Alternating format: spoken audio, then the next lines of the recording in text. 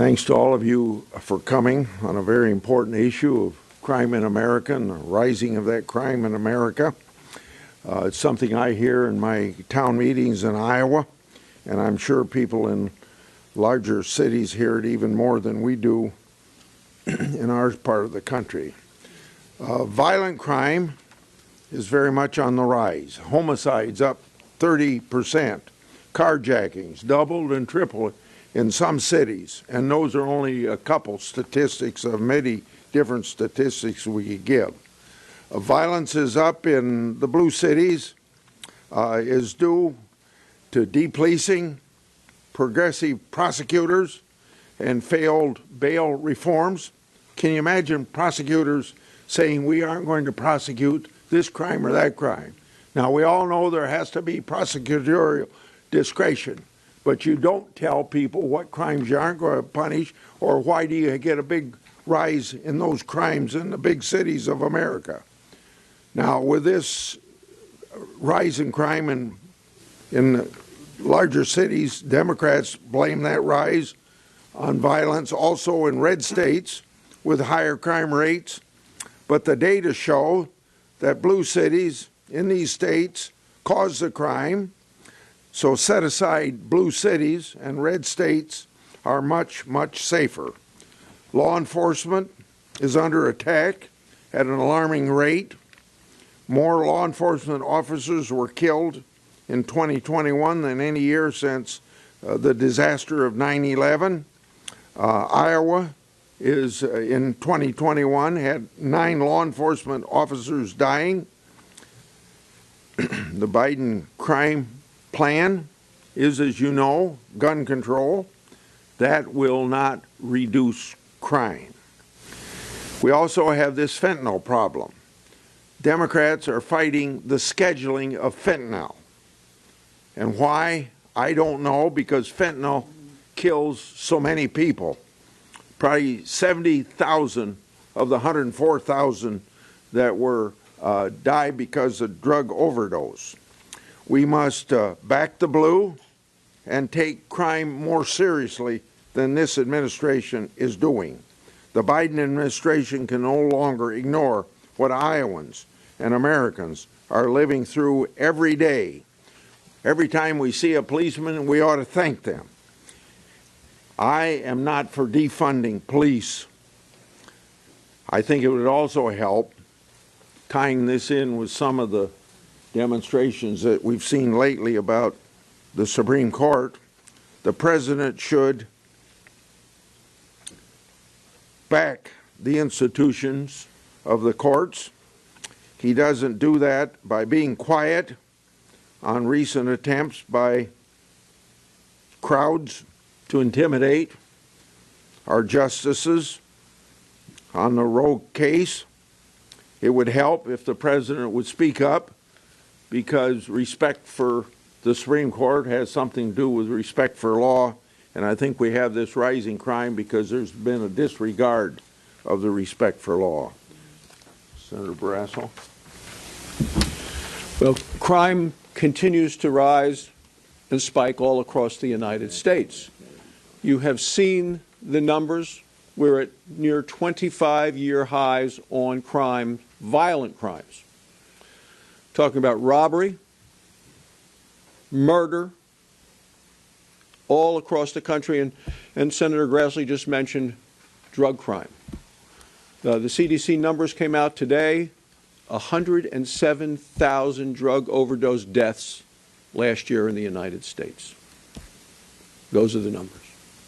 But when you see statistics like this, people are clearly anxious for their own personal safety, their own well-being. So it's no surprise that only 1 out of 3 Americans trust Joe Biden and trust the Democrats on the entire issue of crime. The Democrats have failed America. And when you take a look at the fact that there are prosecutors who choose to not prosecute crimes and publish lists of crimes they're not going to prosecute, there's no surprise that you see more of those crimes being committed. When you see big city mayors say we're going to cut the funding of police and defund the police for over $1 billion last year, There's no surprise that their crime waves are turning into tidal waves in those cities. And when you have every member of the Senate Democrats on the floor voting to confirm to the Justice Department and to this administration, people who have actively gone out to fight against the police have recommended people pay bond money, contribute to getting criminals out of jail, and have done everything they can to say defund the police, and yet the Democrats vote to confirm them. And then what do we see this past week? I mean, it's not just the Democrats turning a blind eye to crime. The Attorney General of the United States came out this past week with his comprehensive plan for environmental justice. What about a comprehensive plan from the Attorney General for crime, for drug crime, for violent crime, for murder? No comprehensive plan on any of those things. No, you're not going to see it from this administration. Their comprehensive plan is on environmental justice. That's their agenda. This week is National Police Week. We should do all we can to thank the police officers. We should defend the police, not defund the police. The people of Wyoming have great respect for the police officers, the men and women of our communities who put their lives on the line every day to keep us safe. And what we hear from the Democrats in the administration is not that, but on behalf of Republicans, on behalf of a great, great majority of Americans, we are very grateful for what the police do every day to help keep our country safe. I want to speak for a moment about how the problems at our southern border are affecting law enforcement officers in Indiana and across the country. According to the National Center for Health Statistics, more than 100,000 Americans died of drug overdoses during the pandemic's first year. 100,000 Americans. That's double the figure from 2015. And more than were killed in car crashes and gun fatalities. A huge contributor to that number, we know, is the drug fentanyl. Most of the supplies of fentanyl comes across our southwestern border. Now, it's usually laced into another drug, so people have no idea what they're taking until it's too late. But don't take my word for it.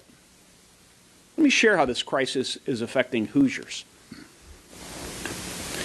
When discussing fentanyl overdoses, the sheriff in Brown County said, "The toll it takes on the community is terrible and continues to get worse."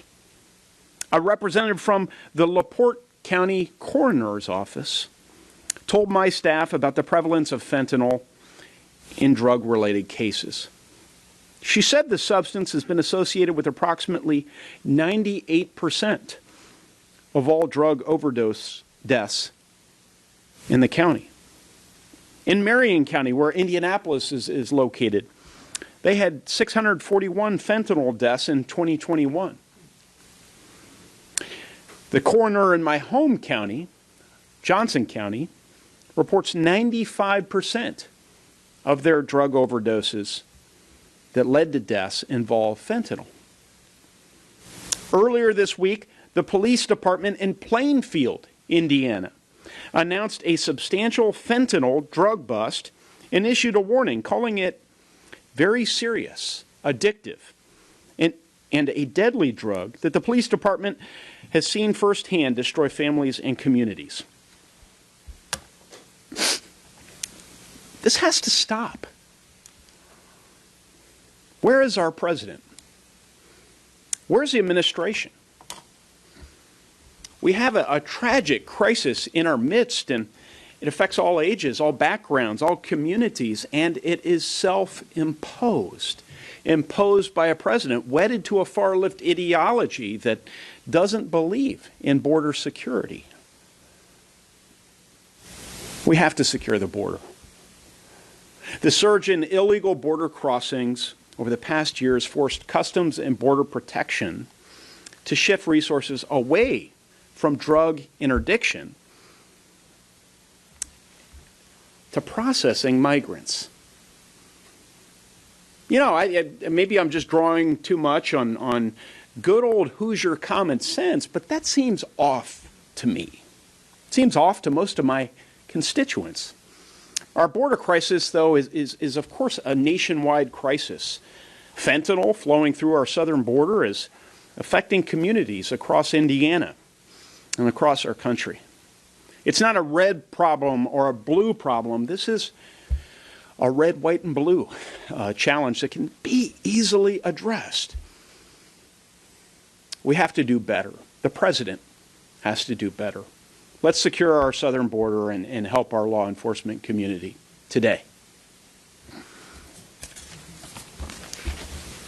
Yes, first, Senator Grassley, thank you for bringing us together and for being such a strong proponent of our law enforcement officials, and to my colleagues that are here today to honor the men and women in blue as well. Folks, last election cycle, we did see a lot of anti-law enforcement rhetoric. It played out in my own campaign, where we had folks on the left that were out there chanting, defund the police, defund the police. It was the popular thing to do, to really go after the men and women that are on our streets protecting our citizens. And we've heard it, abolish ICE, go soft on crime. And they were serious. They were serious in their campaign cycle. And so what do we see now? The result of that anti-law enforcement rhetoric, we have seen our men and women in law enforcement be villainized. We have seen them attacked. Senator Grassley just mentioned those in law enforcement that were killed in Iowa in this past year. We've seen the liberal district attorneys failing to prosecute even the most serious of crimes. Officers on our border, just as Senator Young mentioned, they are overwhelmed with people flooding across the border. They're outnumbered, and as a result, we have seen violent crime surging across our country. Last year, the murder rate hit its highest point in a quarter of a century. And the New York Times just recently reported in an article that men and women that live and work in the city are afraid to go back to work in this post-pandemic world because of the surge in crime. They are afraid they will be attacked or harassed on their commute to work. That's from the New York Times. And during National Police Week, all of us, I want to thank and honor the men and women in blue. I know all of us want to do that. They work hard to keep us safe. I did a law enforcement roundtable a number of weeks ago in Iowa with men and women of local police departments, of our sheriff's departments, and of the Iowa State Patrol. I'm really proud of those men and women for stepping up during a difficult time. And they acknowledged it has been a difficult time. Recruiting for men and women going into law enforcement is extremely difficult because of the rhetoric that has been put out there by the people on the left. These are men and women that will do anything to protect us, even putting their own lives in danger. And we're having a hard time bringing them into the fold to support our communities because of what the left has done. So instead of bending to the liberal left, we should have a president that is standing up for the men and women in blue. And so we're imploring that President Biden step up and do the right thing by supporting these men and women and taking crime seriously in the United States. Our laws need to be enforced, our law enforcement needs to be supported, and the perpetrators need to be held accountable. Thank you, Senator Grassley, for organizing this today. This is such a special week. It's in honor of our law enforcement men and women, National Police Week, and it really gives us an opportunity to show our gratitude, to show our appreciation to the men and women who serve their communities every single day. I think it's also an opportunity for us to highlight really the stark crisis that law enforcement officers across this country are facing right now. We've seen a lot of rhetoric against the police and also against the important work that they do. And that has an impact on local agencies, local communities. For the past 2 years, we've seen retirements and resignations that continue to climb. We know that recruitment numbers are down. I recently had conversations with some law enforcement in the state of Nebraska, and they say they are receiving fewer applications. In fact, the application numbers for some law enforcement communities is down 75% or more across the state of Nebraska. This contributes to hiring challenges that we know that police officers' jobs have also become much more dangerous. We have seen surges in violence and aggression towards police officers. 346 police officers were shot in the line of duty. 346. And 130 of them were targeted and shot in ambush-style attacks.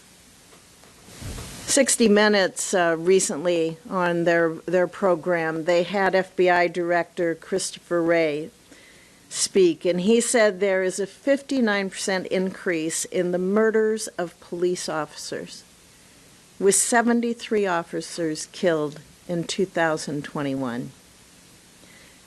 That's a rate of about one police officer killed every 5 days. Anti-police rhetoric has diminished morale. It has eroded public trust in our law enforcement. And these factors, I believe, have contributed to a massive crime wave that we are seeing all across this country. The administration's response has been weak. That cannot continue. We've had members of our party, Senator Cassidy is one, who has a resolution that really would get to what we should be doing, that I support. And it demands that the President work with Congress on a comprehensive strategy that's going to encourage the Department of Justice, the Department of Homeland Security, as well as state and local law enforcement officers to counter the rise in violent crime by reinforcing strong criminal justice policies. And the Senate needs to pass that resolution. We need to step forward and show that it is time to stop the rhetoric on defunding the police, and instead we need to honor the men and women who serve us every day, and really to address the public safety crisis that we see facing this country. Any questions on the crime problem? I was with MTV. So speaking of public safety, you just mentioned that the protests going on outside of Justice this morning. So can you elaborate on the connection between those protests and current trends in crime in the country that we are seeing right now? And also, what do you think about the administration's response? I think it's pretty simple. When you don't control the borders, and fentanyl is just one drug that comes across that border. Comes from China to Mexico into the United States, but other drugs come from other countries across the Rio Grande. And when that happens, it's one thing for people to come to our country violating our laws, but to bring drugs in, it makes every problem for not just the border states, but for all of the states of the United States and the statistics on crime. Her question was about the connection between violent crime and the intimidation at the Supreme Court. You sure didn't make that very clear. You know, remind me of a question I got in Medicaid in a town meeting, and I answered it for 5 minutes, and the woman told me that I'm talking about Medicare, not Medicaid. So any of you can stop me if I'm answering the wrong question. Well, I think when you have the President of the United States being quiet on the demonstrations that are going on, which are nothing more than to intimidate the Supreme Court for political reasons, when the Supreme Court needs to be independent and make decisions based on the Constitution and the laws, and at the top of our country, you don't have a president speaking up against that and supporting the courts. I think there's just one example, but that's a big example of what has caused morale within the police department to go down, and the defunding argument that goes with it, and making it very difficult to fill vacancies in Supreme Courts and things of that nature. That's the connection that I put to that. Following up on that, there's going to be a huge manifestation on Saturday here in Washington and in other cities in the country. Do you think there could be security concerns that maybe violence could come from these manifestations Well, from the country? that's a question on speculation. Even if I was in law enforcement, you might not know that for sure, but they'd know more about that than I do. Yeah. Okay, thank you. Go ahead. The White House has called your investigation into Mayor Garcetti a partisan hit job today. Do you have any response to that? And I'd like to ask why your Democratic colleagues should trust your report as face value as public interest. Is this on the Los Angeles? Yes.